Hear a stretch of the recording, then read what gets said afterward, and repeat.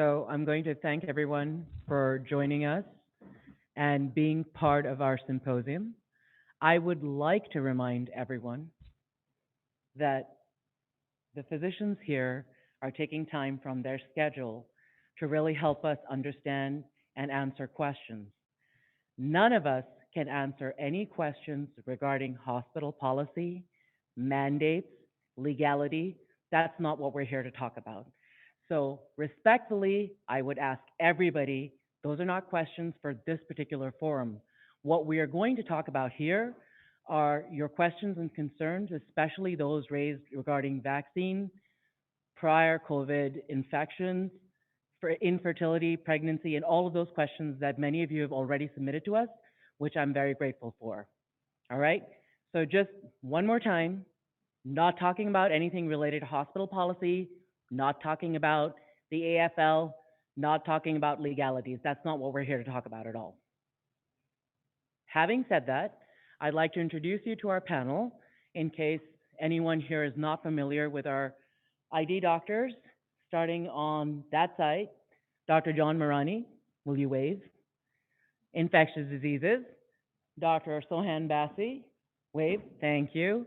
And then, of course, our OBGYN, who has graced us with his presence, Dr. Franklin Johnson, okay?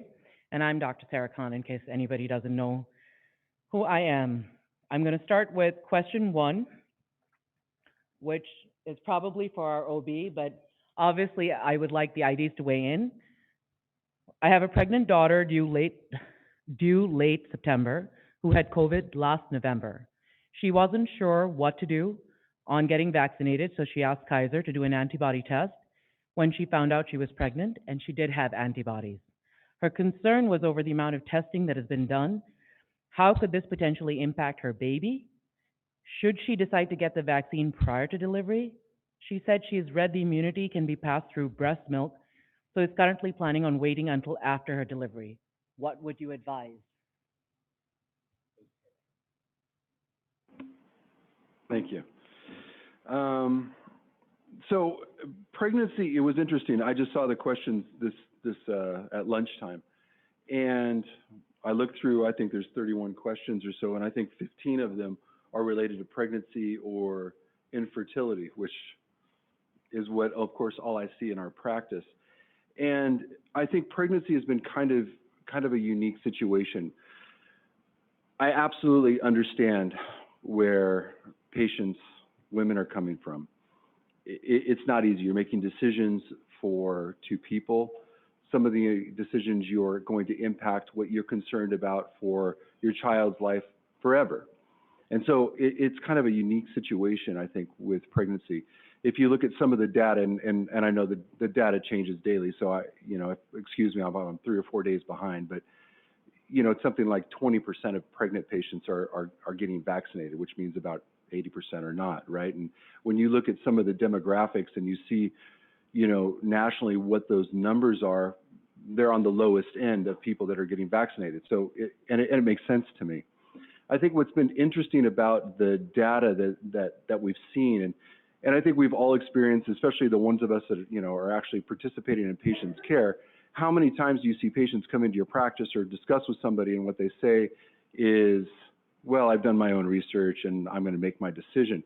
And then you have to, as a practitioner, say, okay, well, where's your data coming from, and who are you getting it from, and where it comes from, and who says it, and who is that person representative of you, is sometimes what patients can't delineate.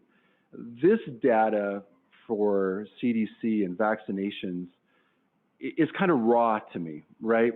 So we're getting it all at once. It's so much that's coming through, and that's why we have things like this, a panel of people trying to answer questions, because it's so hard to kind of rifle through all that information. And so these are the kind of questions that you get. While they seem very specific, there's some kind of generalities to them, and they end up trying to force providers to make statements that are different than what the data is, or try to interpret the data.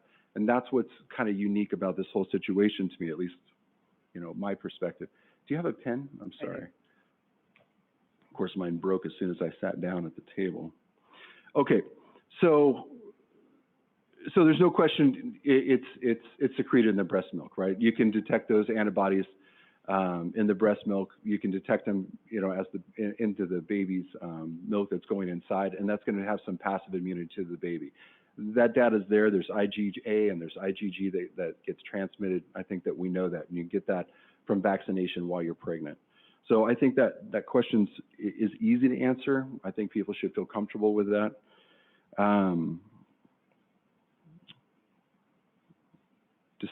Let's see, this could potentially affect her baby should she decide to get the vaccine prior to delivery. Okay, so the initial studies did not include pregnant patients, right? Everybody knows that. What the CDC did after to start to include patients is that they started to include patients that got pregnant within 30 days of their menstrual cycle, and then they started to include patients that were pregnant. These patients sign up to things, there's like I think it's called a V-Safe data bank for CDC. It's an app that patients have the opportunity to sign up to, and then they're followed. What you've seen is no change in miscarriage rates. You've seen no change in fertility rates. Miscarriage rates generally run between about 12 and 18% in the population. That's what they're running in the patients that have been vaccinated or got pregnant soon after vaccination. So the data that's been presented is pretty available for that. There's not a lot of it though. So I was pulling it up last night just to see if somebody asked that question. It's about 5,100 patients that they had gotten pregnant within 30 days of vaccination, and about 148,000 patients that had received the vaccine while pregnant. So those are the numbers that the CDC is working on. So I don't know how you kind of interpret that data. ACOG, our governing body, recommends vaccination in pregnancy. Society of Maternal Fetal Medicine recommends vaccination in pregnancy. American Society of Reproductive Endocrinology recommends vaccination. CDC is recommending vaccination. So all of the bodies that we're a part of are recommending vaccinations. I will also say something in terms of the way I see this data. When you're giving large amounts of medicine to a population, it doesn't take very long before you start to see if there's negative effects, just because of the matter of scale that's going on. Now, there's no way anybody can talk about a year and a half, 2 years, 5 years, 10 years. It's not possible. So you have to make some predictions based on what you've seen in the past. But in terms of what we're seeing in practice, in data, we are not seeing it. So my recommendation is, I think it's okay. All right. Sure. Have we seen an increase in complications with women receiving the vaccine and complications with vaccination? Right. So just for purposes of recording this, I'm going to repeat the question so that we catch it on the mic. Your question was, have we seen any complications?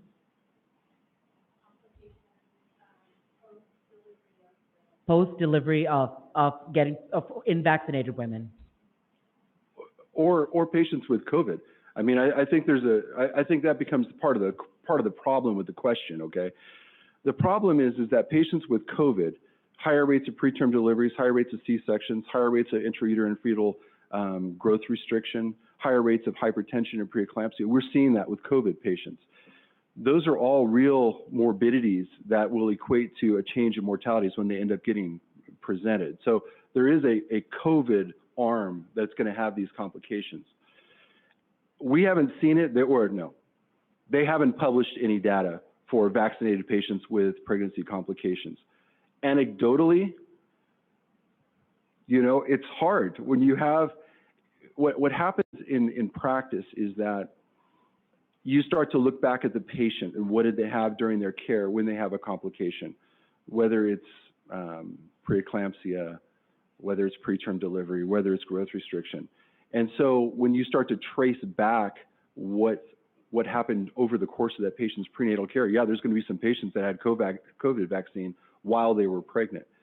what we're going to have a hard time doing, at least in the short term, is trying to separate those patients out from what is the natural number and is there a change from the COVID number.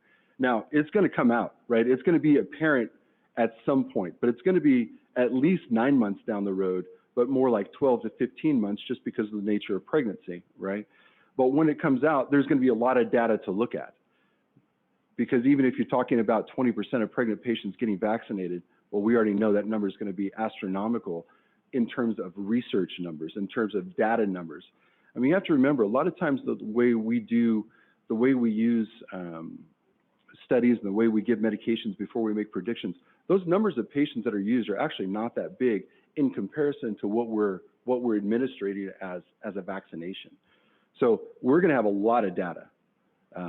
Anecdotally, yeah, I mean, I'm not seeing it in the practice, but you know, look, we deliver 150, 180 patients a month, and we've only been giving the vaccine to patients that are, you know, pregnant patients that have been getting it since maybe April, May.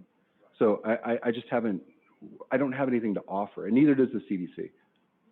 And I'll tell you, there's an interesting thing, you know, a lot of times, you know, in medicine, especially some of the subspecialties, you know that there is a study that's going on out there, and you get these kind of preliminary reports that you talk to your patients about, like, hey, look, I think this is going to happen. It's going to change the way that we do medicine.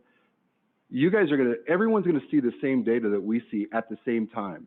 You know, that's what's so unique about this whole situation, is that I'm not getting information a year before it's coming out and being presented to the population. You know, in fact, honestly, I've had a couple times patients have said things to me, and I'm like, well, because I've been in the office all day, they've already seen it on the news. So it's all happening in real time, and that's why the questions, you know, and answers are sometimes hard, and why they change, why it evolves, right?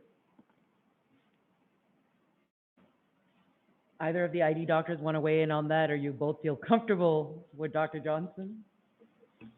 No, I have to say that's a very detailed and logical explanation of everything. Are you also going to address infertility, or do you want me to talk a little bit about that? We can go down the list of, I have 31 questions to go down. Okay, so when the question comes the about question that, pops I can talk about the infertility issues. Okay. The other thing for audience members, I'm going to ask that if you have a question, that you come up to the mic just so that we can catch it on the audio that is being recorded. That way we don't have to repeat it. Okay. Number 2 is, would you recommend a fully vaccinated pregnant woman receive a booster shot when it becomes available to them? Nobody said anything about a booster shot for a pregnant patient at this point. I haven't seen anything. Right, as we speak, but like you said, it's an evolving situation. And if they do ever recommend, in special situations, most likely, you know, you have immune-compromised patients getting pregnant, and they tend not to have good antibody titers with just 1 or 2 shots, and they might need boosters. And you know, on that note, if a patient was already vaccinated, I can't imagine why they would not want to get the booster. I've already accepted that the vaccine has value, so.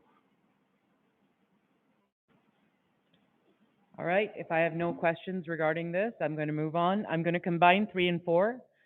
Family members who refuse to get vaccinated, is it okay for them to keep their mask on to visit a newborn, or should we just say you cannot come unless you're vaccinated? And the second part of that question would be, a toddler too young to receive the vaccine, what precautions can we take with her around our newborn? Dr. Mourani, you want to take that one?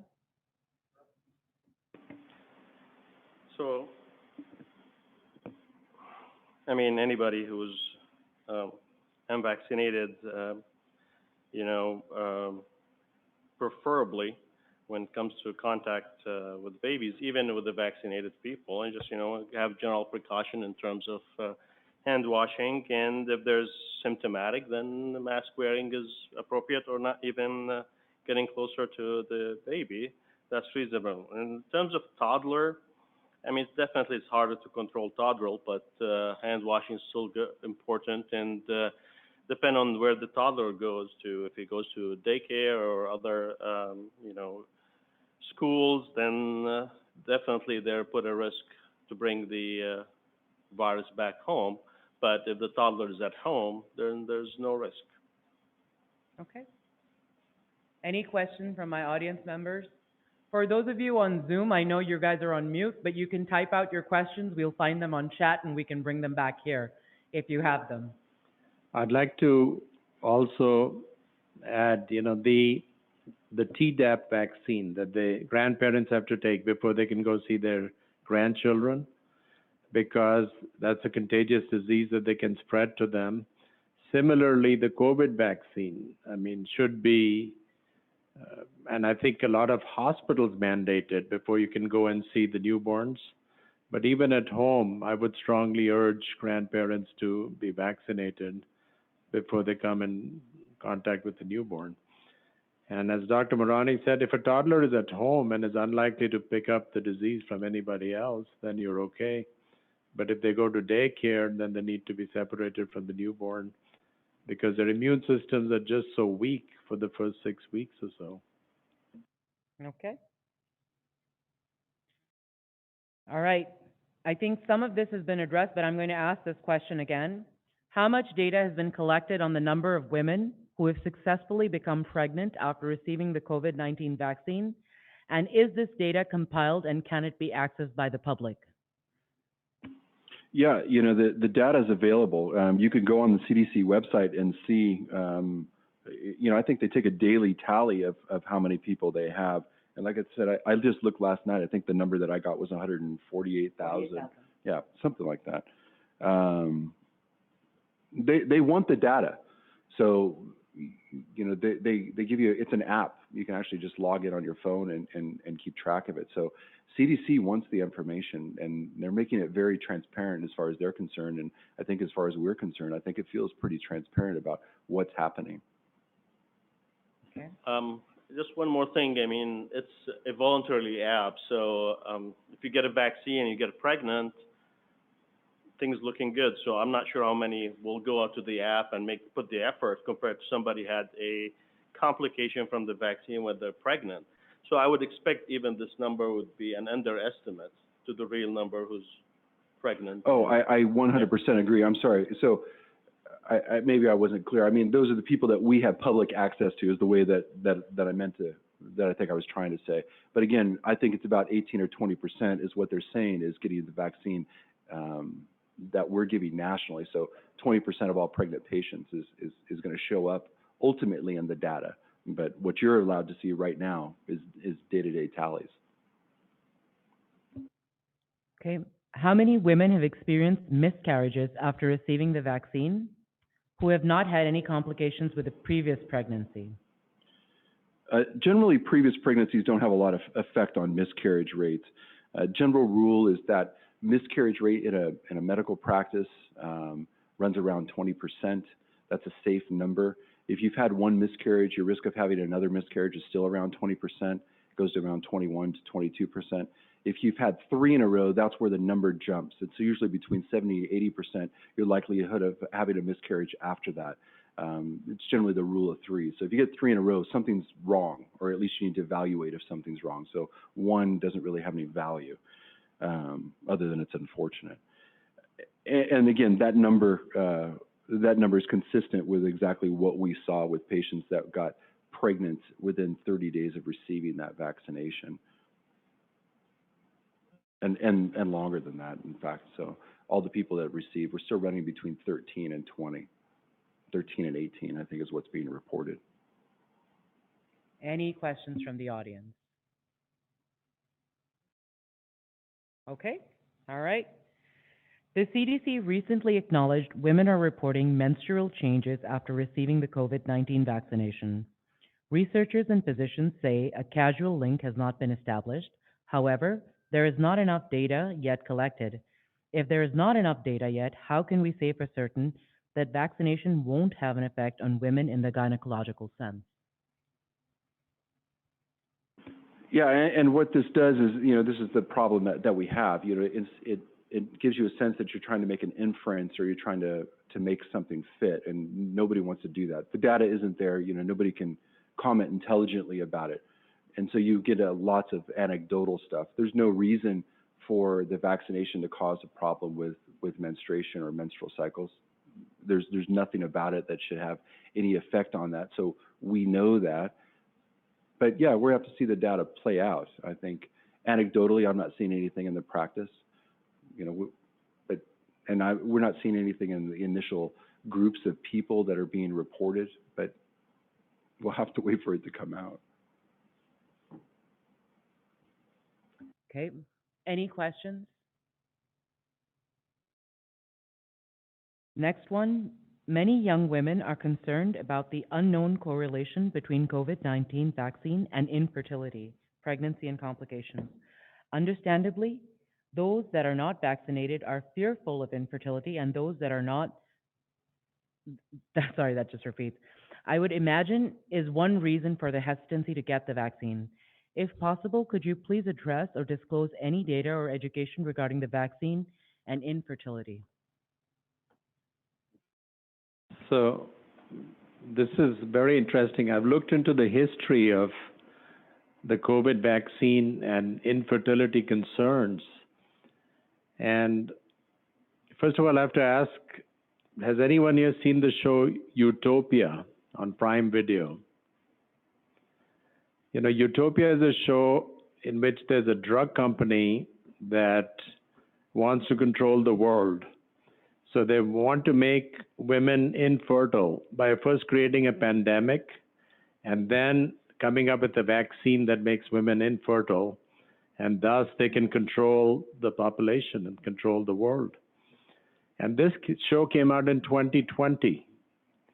And, when this came out, the IDSA, which is our society, the Infectious Disease Society, they became very concerned as to why someone would come up with a show like this.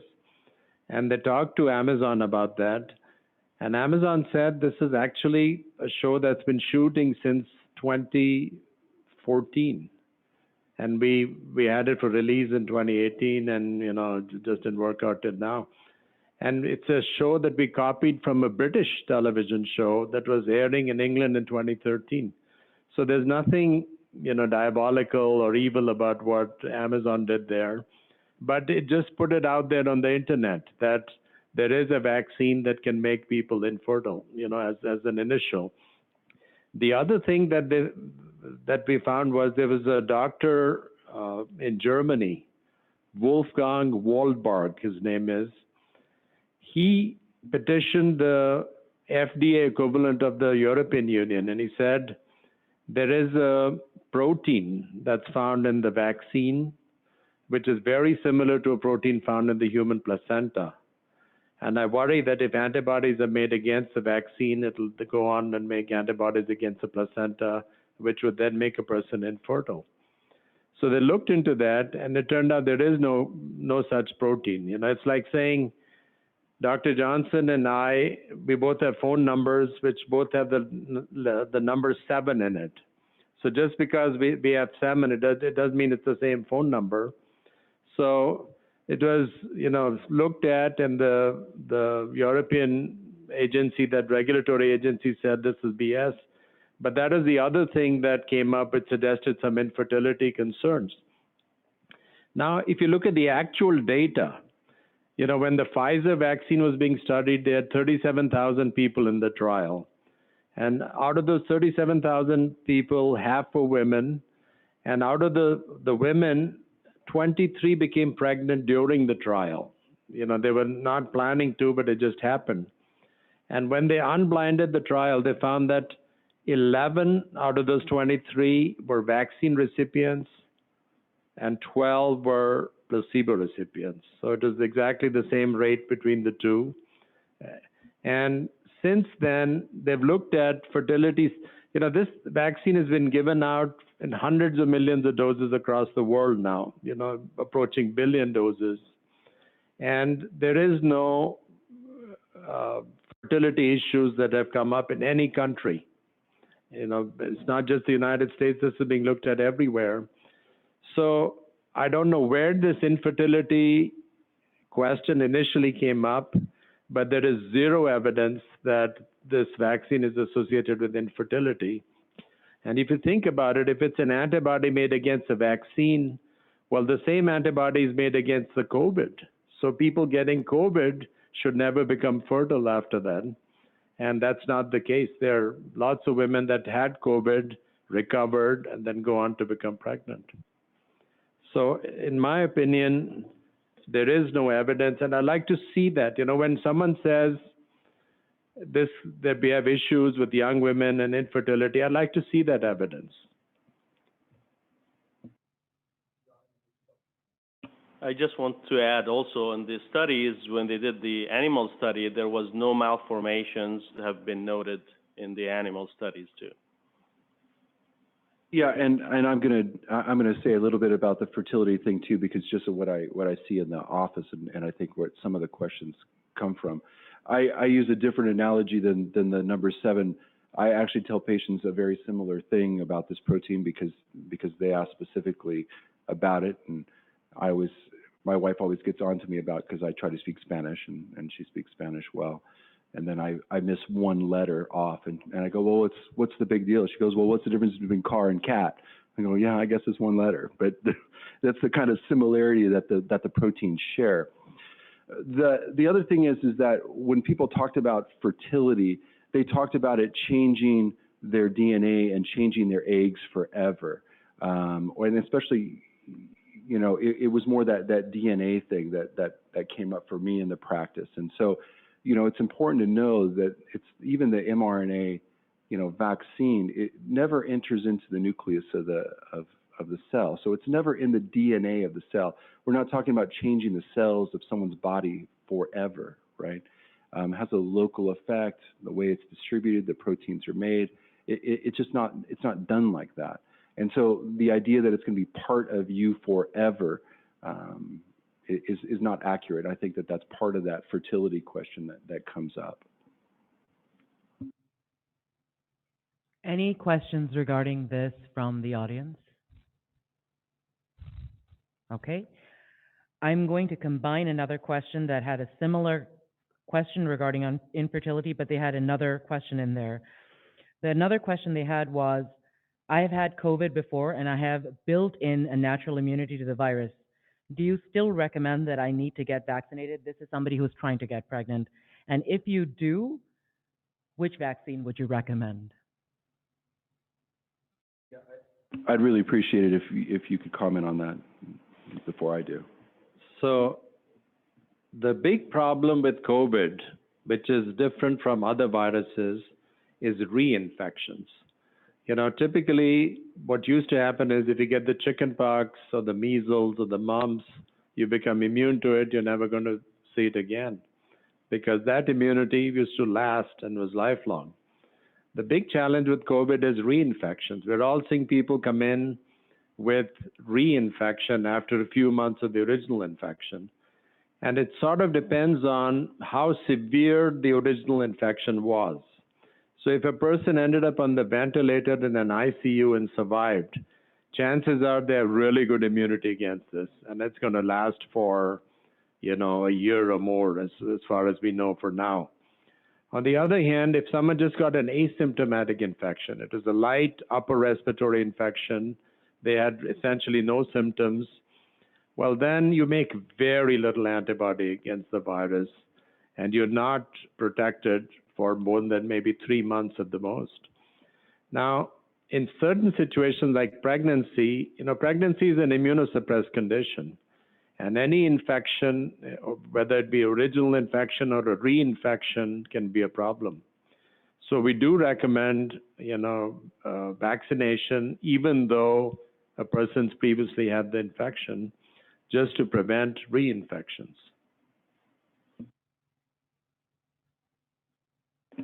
I concur with Dr. Bassi, and especially, after exposure, first 3 months, maybe there's good immunity, but beyond that, it's just hard to tell, and that's why vaccination is essential. I'm sorry, I say the exact same thing to the patients. I think that's a very reasonable response.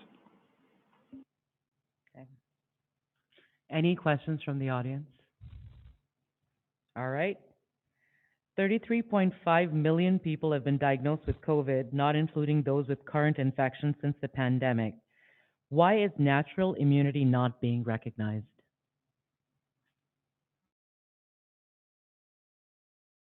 I think that's sort of the same question. Natural, it depends on how severely ill you were, really. And it depends on your underlying immune system. So we have patients with multiple myeloma and lymphoma and other illnesses. They just don't mount any antibody, no matter how sick they became, and they get reinfected very easily.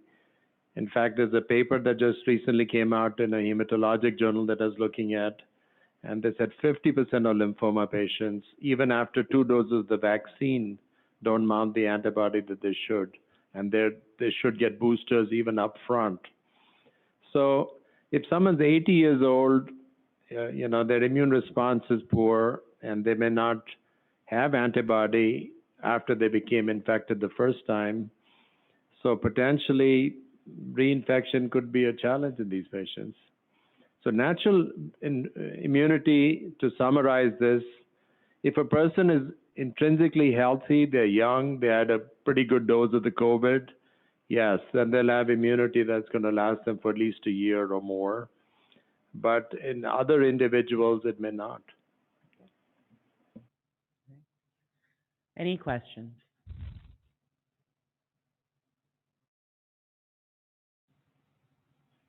So it sounds like you're drawing a connection between how severe someone's bout with COVID is and how long they may have immunity, or how good the immune response their body mounts is. Does that apply also to the vaccine? In other words, if someone gets the vaccine and doesn't have really bad side effects, does that possibly mean that they are immune for a shorter time than someone who experienced more severe side effects? Yeah, that's a good question, Hampton. To people who don't know Hampton, he's a great ICU nurse. The correlation between side effects from the vaccine and the antibody titers is not 100%. We do see patients that have good antibody titers that have no side effects, and vice versa. But in general, you're right. I mean, if you have no response to the vaccine, then maybe it's prudent to check the levels at some point just to make sure you have some antibody response. What do you think, John? Yeah, I concur. And, with the vaccine, part of the reaction that you can get is, part of immunity, part of it is also to the other compound that's in the vaccine. So, but if you have no reaction at all, I mean, I guess in a way you're lucky for that few days you don't get sick. But, overall, vaccine have shown that antibody levels respond, they respond very well with the vaccine and the boosters and, the second dose without any issue, regardless as much of, local reaction you've had. Okay. Any other questions?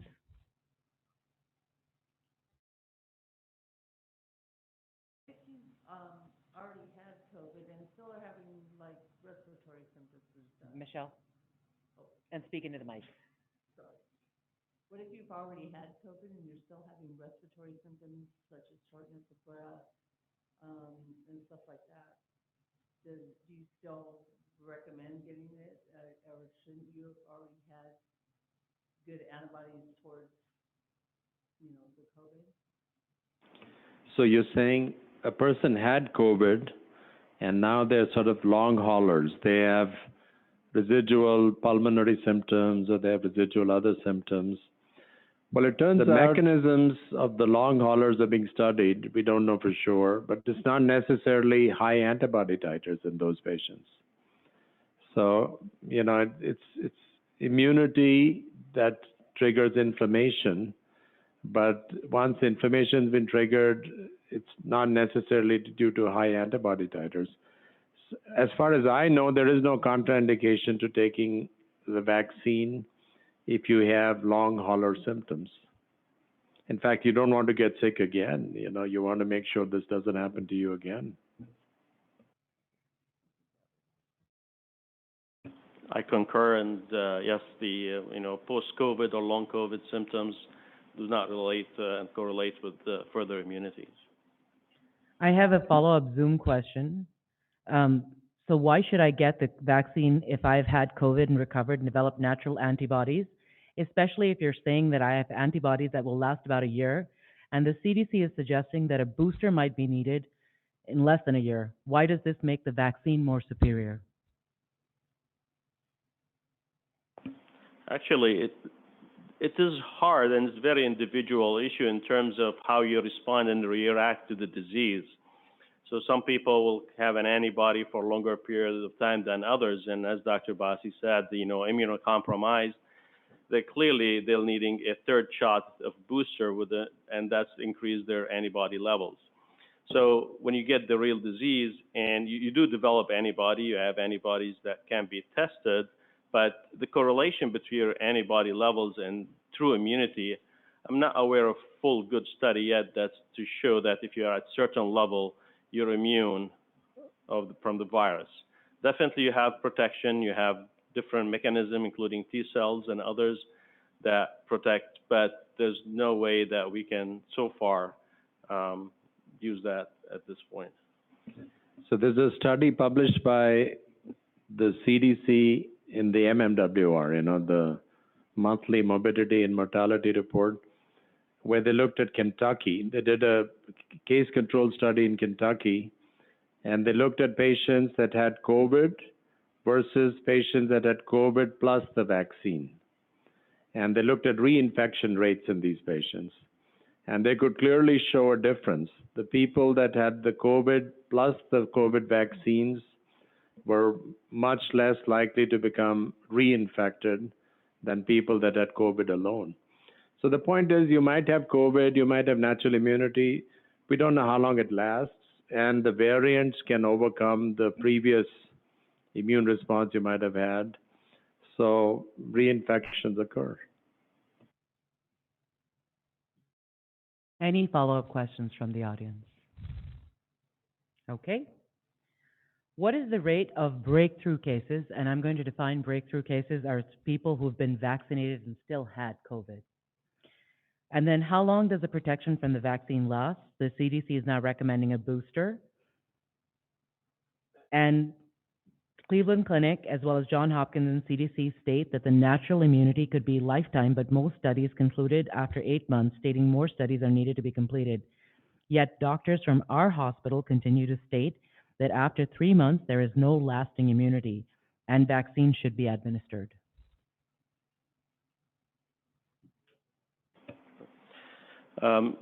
Just to answer this question backwards, so the 3-month thing is really you're immune after a true COVID disease.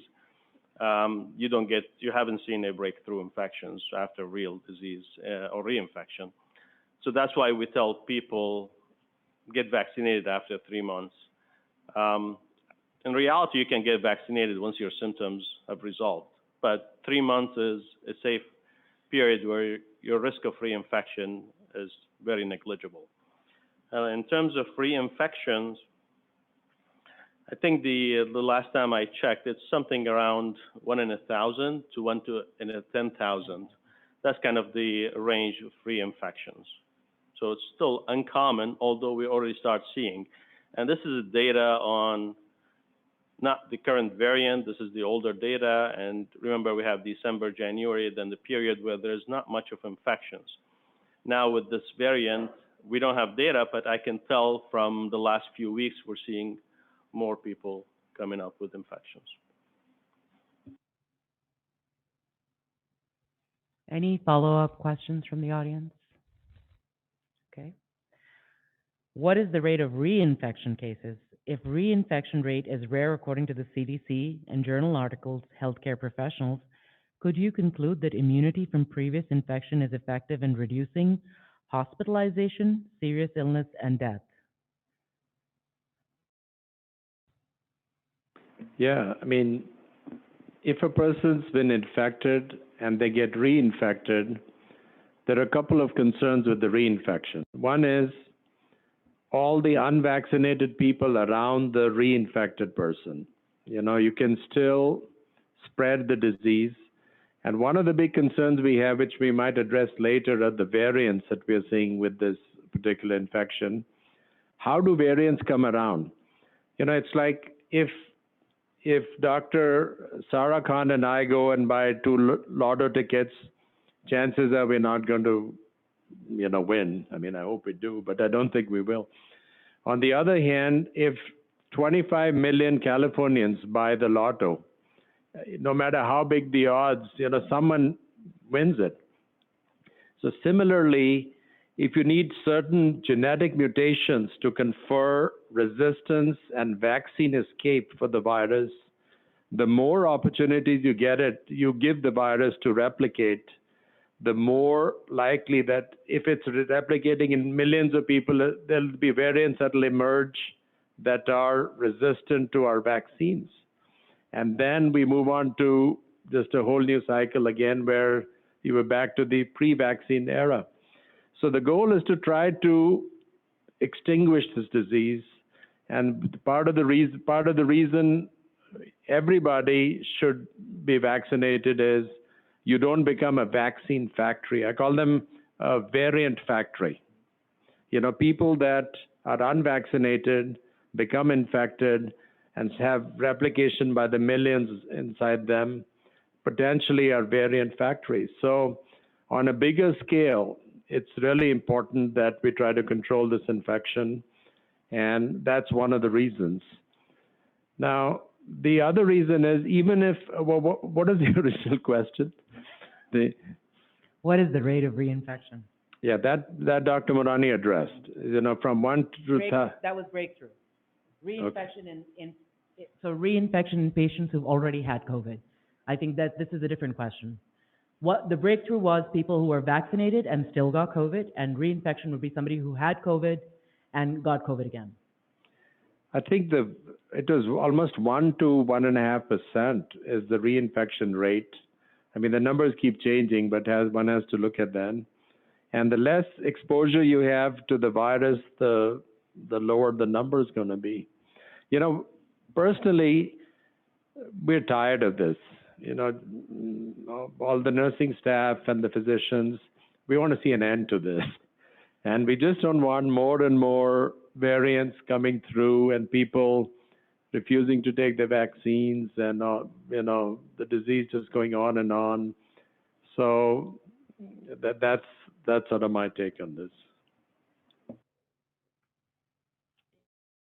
Any follow-up questions? Okay. So new statements from the CDC state that patients who have been administered the COVID vaccine have similar viral loads as patients who is unvaccinated when it comes to infection. If viral loads are similar, then could we determine that vaccines are not as effective as being stated? Just to clarify, so they're talking here about people who are vaccinated and unvaccinated who develop symptoms.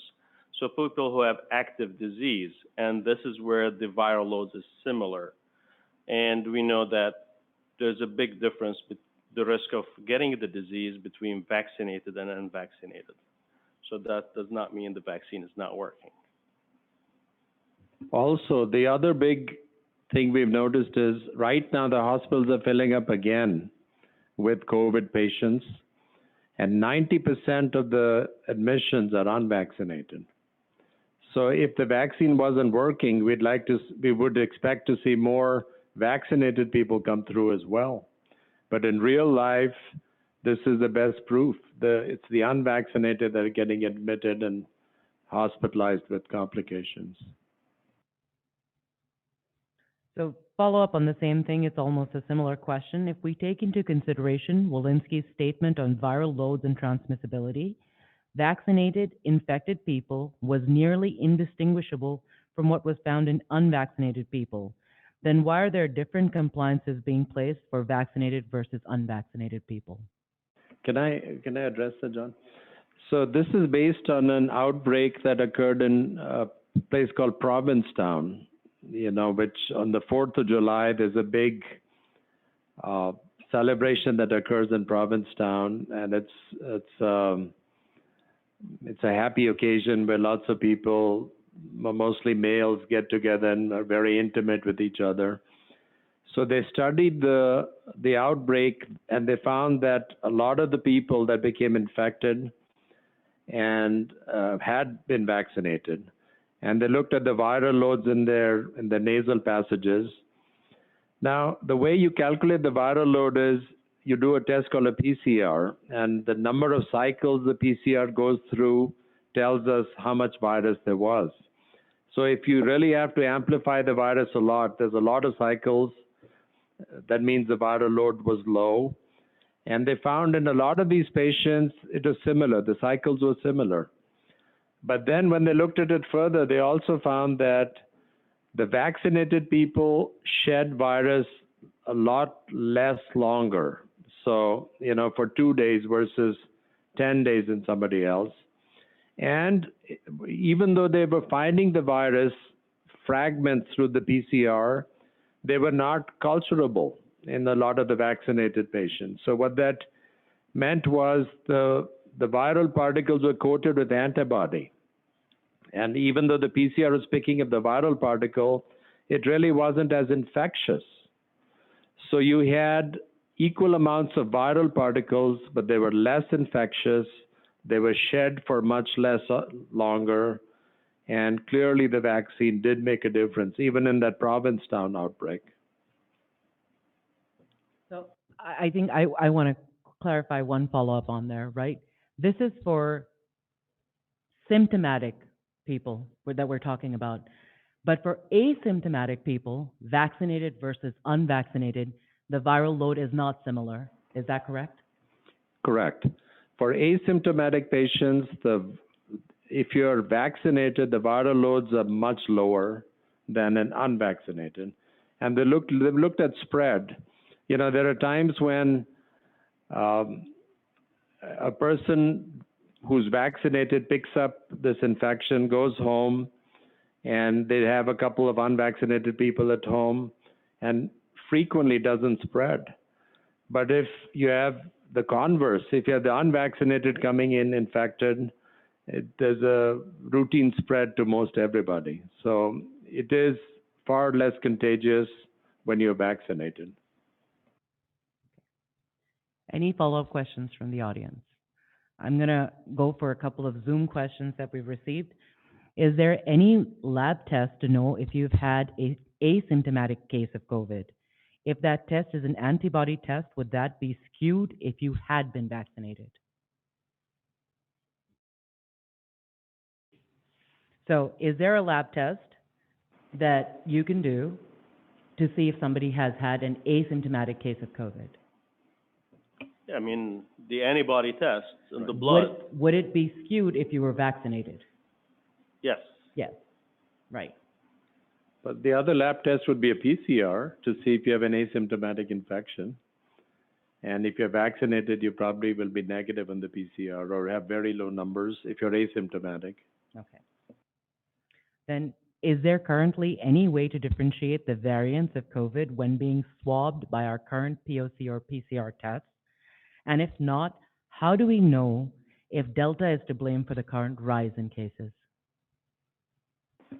I think here in our hospital, we cannot, most of the sample gets sent to or at least used to the state or the county, and they do the testing, and they'll tell us what's the percentage of the variant overall. And based on this, which at this point, pretty much more than 90% are Delta variant. Right. Initially, we used to send samples to the state, but then they became overwhelmed. And now what they do is they do random sampling. So they'll take 2 specimens from San Antonio, 2 from Pomona Valley, 2 from Loma Linda, across the state that they'll be sampling them. And based on that, we know statistically 90% are Delta. How dangerous is it for unvaccinated healthcare workers to be taking care of newborns and immunocompromised patients? I can tell you, if I'm an immune-compromised patient and I'm getting breathing treatments from an unvaccinated respiratory therapist, I'd be very nervous because the last thing you want to pick up in addition to whatever brought you into the hospital is COVID. And I think as healthcare workers, it's incumbent upon us to be as diligent as we can about preventing spread of disease from us to our patients. And a lot of young people are asymptomatic when they're unvaccinated, but they're very contagious. I mean, there have been so many outbreaks in hospitals that have been traced to that.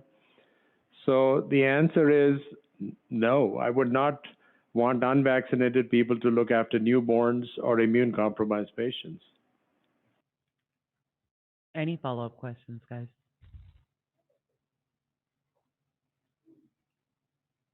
So pull down your mask and speak clearly into the mic. If, let's say, 6 months ago you were fully vaccinated, and a few weeks back you had full-blown COVID symptoms, would a PCR, could that yield a negative COVID, a false negative COVID test?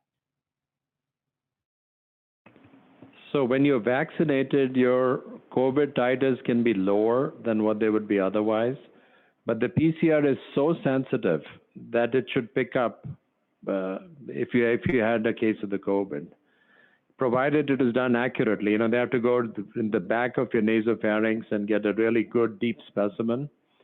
But if the specimen is collected appropriately, processed appropriately, then the PCR picks up any existing disease. In fact, the converses used to be a problem. You know, we used to have patients that no longer were contagious, that had gotten over the COVID, but for months the PCR would keep picking up positive tests. And that's why we stopped checking with PCRs for a negative test before taking people off isolation. Why are early interventional therapies not being publicized? I'm not sure what's early interventional therapies. If that's mean hydroxychloroquine and ivermectin, there have been many studies that showed no benefit. In terms of other therapies, I know that they're working on a pill to treat COVID. Otherwise, there's no real treatment. So, well, they might be also alluding to monoclonal antibodies and things like that, you know, early interventions that one could do. And to some extent, I agree with the question. I mean, more people should be aware of this. We see patients coming into the hospital that if they'd gotten the monoclonal antibody, they could have averted the hospitalization. So that does need to be, you know, made a little more popular out there. Sorry, Daniel, louder. Two. So just for anyone to hear, she was just commenting that she wished the community was aware of this early intervention of the monoclonal antibodies that could really help survival for a lot of these patients. Seek early treatment, that's right, which is really our motto for almost everything else too, right? What is the survival rate of COVID? the mortality rate is around 1.4%. So, you know, the survival rate would be 98.6%. You're talking about overall All people, that's overall. Sure, for sure, the younger people, they have a better survival rate compared to somebody in his 80s. What's the hospitalized survival rate or hospitalized mortality rate? I believe something around the 20%, that's the mortality rate. Right. If you end up on a ventilator, our experience has been half of the patients don't survive once you're intubated and on a ventilator. So it's still a bad disease. Dr. Bassi, this one's for you. Can you please clarify the title of the Kentucky article you referred to earlier? It's the MMWR, you know, it's a publication of the CDC, and I believe it's from 2 weeks ago or 3 weeks ago, something like that. And if you Google MMWR, Kentucky, and, you know, antibody study, you'll probably find it. Otherwise, I can forward it to you later through Dr. Khan. All right. Have there been any new advances in treatment for hospitalized COVID patients? You know, at this point, there's no real treatment for COVID patient. We have the remdesivir intravenously, but that's not really a cure, short only the decrease in the length of stay. The rest of the treatment are more of, modulator for inflammation, whether it's the steroids or the few other medication that we use that's been used for rheumatoid arthritis that we're using. So no real treatment in my opinion. So better to get the vaccine. Prevention is the much better option. There's research ongoing, but it's a difficult virus. And part of the problem is long after the virus is gone, you're left with severe inflammation in the lungs. And that's what the body has to overcome. And it becomes insurmountable in a lot of patients. Any follow-up questions from the audience? Okay. Despite vaccination rates increasing in San Bernardino County, why are we continuing to see an uptick of cases? So obviously part of the situation is your antibody levels decay as time goes on. So the one vaccine series may not be enough and people might need boosters, and they're getting to it slowly. I think last week they approved boosters for certain situations, such as people with transplants, people with uncontrolled HIV, people with cancer and chemotherapy, people on high-dose steroids, kidney problems. So those patients already are getting boosters. I think fairly soon, in the next week or 2 or 3, we'll get recommendations for others precisely because of what this question is. Before we got the vaccine, it was a nightmare. I mean, the hospitals, they were a terrifying place to work for all the healthcare staff, but the patients, it was a nightmare. The way everyone saw what happened to the hospitals in New York City and other places and the morgues and all those stories. After the vaccine came out, things became a little bit better, under control. We don't see quite the same degree of mortality. Things have improved, but it's incremental. It's not that, the vaccines are the be-all and end-all and they're the cure for this, but they've slowed things down. And if everybody got vaccinated, there would be a chance to extinguish this. But a large percentage of people are not vaccinated, so that's a population that's sustaining a lot of this still. How do we prevent other variants coming to the U.S. from different countries? Delta originated in India. So, there's a California variant. There's the variants in Great Britain, in South Africa, and Brazil. There's a Lambda one going around in Central America right now.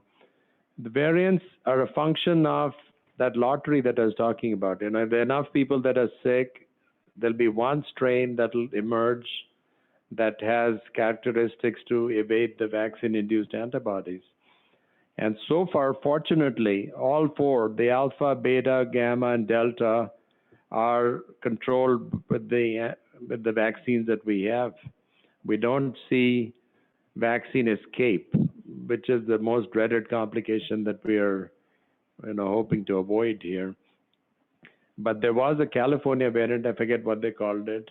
So variants will keep occurring as long as there are large populations of unvaccinated people that keep getting ill. There's no good answers there. So we're at 3:59, so I'm going to ask the last question now, which for me is, this is the last one on my list. If I take a flu shot in September, how long do I have to wait before taking a COVID-19 booster shot? I don't think you need to wait at all. You can take them at the same time.